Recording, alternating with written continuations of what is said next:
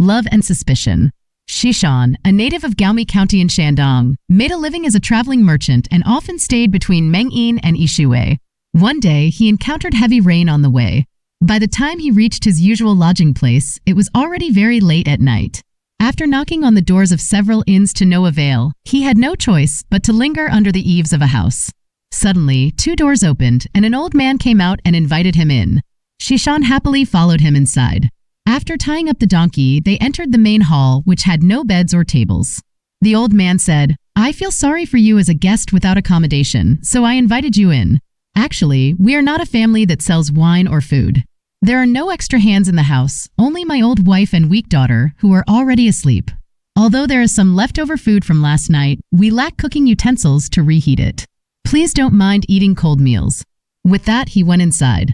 After a while, he brought out a low stool and urged the guest to sit down. Then he went back in and brought out a short-legged tea table, running around busily, looking very tired. Shishan stood up and sat down from time to time, feeling very uneasy, so he grabbed the old man and asked him to rest. After a while, a young lady came out to pour wine for them. The old man said, "My daughter Ashan is up." Shishan looked at the girl, who was about 16 or 17 years old, slender, beautiful, and graceful. Shishan had a younger brother who was not yet married, and he secretly took a liking to this girl, so he asked about the old man's origins and family background. The old man replied, "My surname is Gu, and my name is Shirshu. My son and grandson have both died early, leaving only this daughter. I didn't have the heart to disturb her sleep just now, but I suppose my wife woke her up." Shishan asked, "Who is the prospective son-in-law?" The old man replied, "There's no family chosen yet." Shishan felt secretly happy. Then a variety of dishes were brought out, as if they had been prepared in advance. After Shishan finished eating, he thanked them sincerely and said, "As a stranger who met by chance, I will never forget your warm hospitality. It's because you, sir, are a person of great virtue that I dare to mention something. I have a younger brother named Sanlang, who is 17 years old and currently studying. He is not stupid or unruly, and I would like to ask you to consider a marriage proposal. Would you look down on our humble family?" The old man happily said, "I'm just a lodger here too. If we can rely on a family like yours, please lend me a room and our whole family will move in to dispel any doubts." Shishan agreed and then stood up to express his gratitude. The old man arranged for him to stay very attentively before leaving. After the rooster crowed, the old man came out and invited Shishan to freshen up. After Shishan finished packing, he took out money for the meal and offered it to him, but the old man firmly refused, saying, "It's absolutely improper to charge a guest for a meal, let alone will be related to each other by marriage." After parting ways, Shishan traveled and conducted business outside for over a month before returning. About a mile away from the village, he encountered an old lady leading a girl, both dressed in white. As they approached, he noticed that the girl resembled Ashian, who kept turning her head to look at him and whispered something to the old lady. The old lady then stopped and asked Shishan, "Is your surname Shi?" Shishan replied affirmatively. The old lady, with a sorrowful expression, said, "My husband was unfortunately crushed to death by a collapsing wall. We're going to the grave now, leaving our home empty. Please wait by the roadside for a moment and we'll be right back." With that, they entered the woods. They returned after a while, by which time it was getting dark, so they walked together with Shishan. The old lady lamented their loneliness and hardship, shedding tears of sadness, which deeply moved Shishan. She said, "People here are not kind-hearted, and it's difficult for us widows and orphans to get by. Since Ashian is already your daughter-in-law, if we miss this opportunity, it may be postponed for many days. It's better to go back with you tonight." Shishan agreed. After returning home, the old lady lit a lamp and served dinner to the guest. She then told Shishan, "We anticipated your return, so we've already sold all the grain we had stored at home. There are still over 20 stone left, but they haven't been delivered yet because the journey is long. About 4 or 5 miles north, at the first gate in the village, there's a man named Tan Erquin, who is our buyer. Don't worry about the trouble. Take a sack of grain with your donkey, knock on his door, and tell him that the old lady from the southern village has some grain to sell for travel expenses. Ask him to send someone to transport it." She handed Shishan a bag of grain. Shishan went there with his donkey, knocked on the door, and a stout man came out. Shishan explained the situation to him, left the grain, and returned home first. After a while, 2 servants arrived with 5 mules. The old lady led Shishan to the place where the grain was stored, which turned out to be in the cellar. Shishan went down to fill the grain into measures, while the old lady distributed it above, and Ashian checked and signed for it. After 4 trips back and forth to transport all the grain, Shishan handed the money to the old lady. She left 1 person and 2 mules with them, packed up their belongings, and set off to the east. They walked 20 miles, and it was just getting light.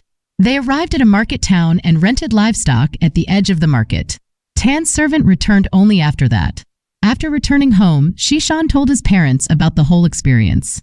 Both sides were very happy to see each other. The Shi family cleaned up another house and let the old lady stay there. They selected an auspicious day for Sanlang's wedding. The old lady had prepared a complete dowry for her daughter. Ashian was quiet and reserved, gentle in nature. When someone spoke to her, she just smiled. She worked on spinning and weaving day and night, hardly taking a break. Therefore, the whole family cherished and liked her. Ashian instructed Sanlang, "Tell your elder brother that when you pass by the west again, don't mention us to outsiders." 3 or 4 years later, the Shi family became even wealthier, and Sanlang also entered the county school. One day, Shishan stayed overnight at the house of the Gu family's former neighbors. They happened to talk about the time when there was nowhere to stay, and they lodged at the house of the old couple next door. The host said, "You've got it wrong, sir. My east neighbor's villa belongs to my uncle's family.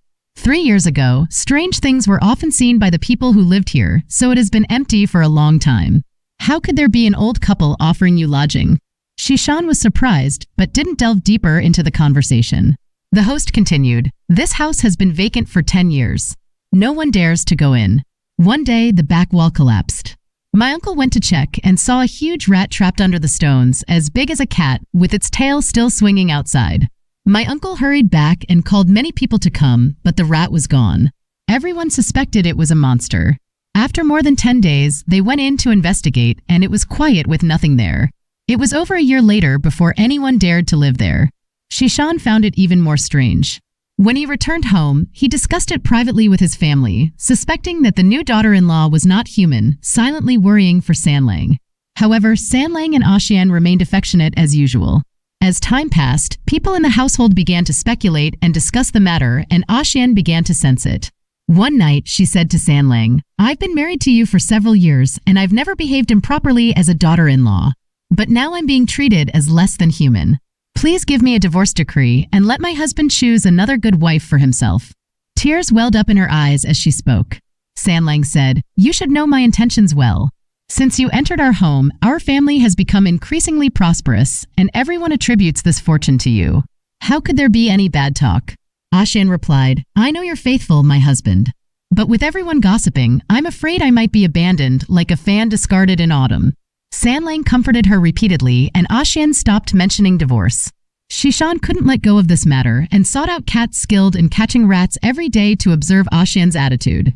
Although Ashian was not afraid, she always had a troubled expression. One evening, she told Sanlang that her mother was a little ill and bid him farewell to visit her mother. The next morning, when Sanlang went to inquire after her, he found the house empty. Sanlang was terrified and sent people to search for them in all directions, but there was no trace. Sanlang was consumed by longing, unable to eat or sleep. Meanwhile, Sanlang's father and brother felt relieved and took turns comforting and persuading him, planning to arrange another marriage for him. Sanlang felt extremely depressed. After waiting for over a year with no news, his father and brother often mocked and blamed him. Left with no choice, Sanlang spent a large sum of money to buy a concubine, but his longing for Ashian remained unchanged. Several more years passed, and the Shi family gradually fell into poverty, causing them to reminisce about Ashian even more. Sanlang had a cousin named Alan, who went to Jiaozhou for some business. On the way, he took a detour to visit his cousin Lushang and stayed at his house. In the evening, Alan heard someone crying bitterly in the neighboring house, but didn't have a chance to inquire about it. After finishing his business in Jiaozhou and returning to Lushang's house, he heard the crying again and asked the host about it. The host replied, "Several years ago, there were a widow and her daughter living in this rented house. The old lady passed away last month, leaving the girl living alone with no relatives, hence the sorrow." Alan asked, "What's her surname?" The host said, "Gu." They often kept to themselves and didn't interact with the neighbors, so we don't know much about their background. Alan was surprised and said, "She's my sister-in-law." So he went to knock on the door. Someone came out crying and replied through the door, "Who are you? There's never been a man in my house." Alan peeked through the crack in the door and, upon closer inspection, indeed saw his sister-in-law. He said, "Sister-in-law, open the door. I'm Alan from your uncle's family." Xian listened and opened the door, pouring out her sorrows to Alan, her expression filled with misery. Alan said, "My third brother is suffering greatly from missing you. Even if there are some disagreements between husband and wife, why would you escape so far away?" Alan decided to rent a carriage to take her back.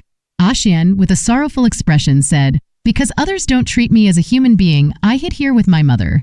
Now, going back and relying on others again, who wouldn't look down on me? If you want me to go back, I have to separate from my elder brother-in-law, otherwise I'd rather not return." After Alan returned and told Sanlang about the situation, Sanlang rushed over that very night. When the husband and wife met, they both shed tears of sadness. The next day, they informed the landlord about what had happened. The landlord, Xie Jianxing, had long harbored intentions due to Xian's beauty. He hadn't collected rent from her family for several years and had even hinted to Xian's mother multiple times, but the old lady had always refused him. With the old lady's death, Xie Jianxing saw an opportunity, but then Sanlang suddenly arrived. So, he calculated several years of back rent together, intending to make things difficult for them. Sanlang's family was not wealthy to begin with, and hearing about the large sum of money, they appeared very distressed. Xian said, "It's okay." She led Sanlang to see the granary, which had about 30 stone of grain, more than enough to pay the rent. Sanlang was delighted and went to inform Xie Jianxing. However, Xie Jianxing refused the grain and insisted only on money. Xian sighed and said, "This is all because of me causing trouble." So she told Sanlang about Xie Jianxing's intentions. Sanlang was furious and wanted to take action. Lu Sheng stopped him and sold the grain to the neighbors, collected the money, paid Xie Jianxing back, and then used a carriage to send the two of them home. Sanlang truthfully told his parents about the situation and moved out with his brother to start a separate household. Xian used her own money to build a warehouse, and everyone was surprised because there wasn't even a stone of grain left in the house. After more than a year passed and they went to see it again, they found the warehouse was full of grain. In just a few years, Sanlang's family became very wealthy, while Xieshan's family remained poor. Xian brought her parents-in-law to live with them and often provided money and grain to help her brother-in-law. Sanlang happily remarked, "You truly don't hold grudges." Xian replied, "He also does it out of love for his younger brother, and if it weren't for him, I wouldn't have had the chance to meet Sanlang." After that, nothing strange happened anymore. RUIYUN, a renowned courtesan from Hangzhou, was unparalleled in both beauty and talent. At the age of 14, Madame Kai, the owner of the establishment, wanted her to entertain clients. RUIYUN replied, "This is the beginning of my life. I cannot be hasty. You set the price and I choose the clients." Madame Kai agreed, and they settled on a fee of 15 taels of silver. From that day on, RUIYUN began receiving clients, but those who sought her company had to bring a proper gift. Generous visitors would play a game of chess with her, and she would reward them with a painting. Those with less substantial gifts were content with a cup of tea before departing. RUIYUN's name soon became famous, and wealthy merchants and aristocrats flocked to her door day after day. In Yuhang County, there is a man named Hisheng, who is a well-known talented individual, but his family is not very wealthy. He has always admired RUIYUN, though he dared not think of more. He prepared a small gift in the hope of catching a glimpse of RUIYUN's beauty. However, he secretly worried that RUIYUN might have many suitors and wouldn't care much for him, a poor scholar. When they finally met and conversed, RUIYUN entertained him warmly and they talked for a long time. With affection in her eyes, RUIYUN composed a poem for Hisheng. "What seeks the one for nectar? At Lanqiao knocking at dawn's gate? With heart to find the jade pestle. Surely it lies within mortal fate." Hisheng was delighted by the poem and had much to express, but was interrupted by a maid announcing guests' arrival, prompting his hasty departure. At home, Hisheng cherished the poem from RUIYUN, dreaming of her. Overwhelmed by emotion, he visited her again with a gift. RUIYUN, pleased, moved closer and whispered a proposal. Hisheng, honoring her beauty, declined further advances, citing his modest means and deep respect. Disappointed, RUIYUN and Hisheng sat in silence until Madame Kai's urging led to his reluctant exit. Distraught, Hisheng contemplated drastic measures for her company, but desisted, fearing the pain of separation. Thus, he distanced himself from RUIYUN. RUIYUN, seeking a suitable partner, faced Madame Kai's frustration. A scholar's visit left her with an indelible mark, leading to ridicule and isolation. Madame Kai stripped RUIYUN of her finery, assigning her menial tasks. Frail, she withered under the strain. Learning of her plight, Hisheng proposed to redeem her as his wife, which Madame Kai accepted. Sacrificing his assets, Hisheng brought RUIYUN home, where she tearfully offered to serve as his concubine. Hishang, valuing their bond, refused to seek another despite mockery from others. His devotion to RUIYUN only intensified.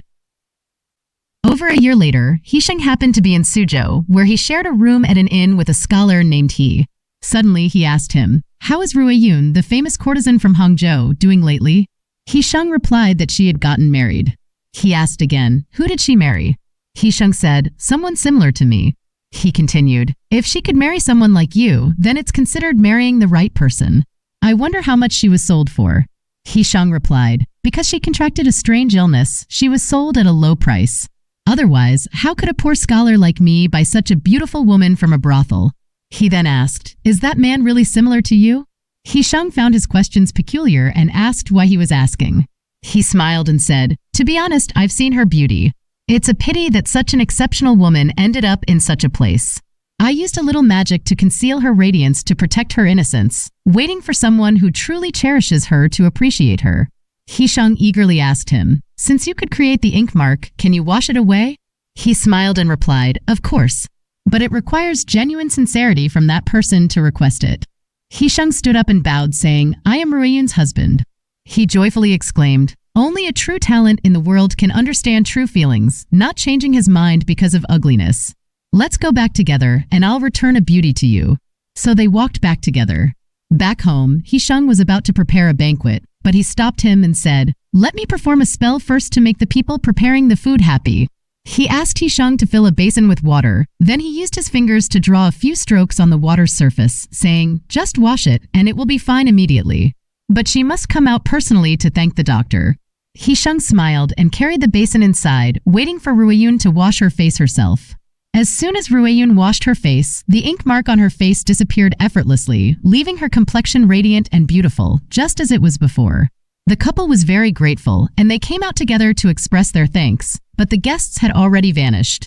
They searched everywhere but couldn't find them, thinking that they were probably celestial beings.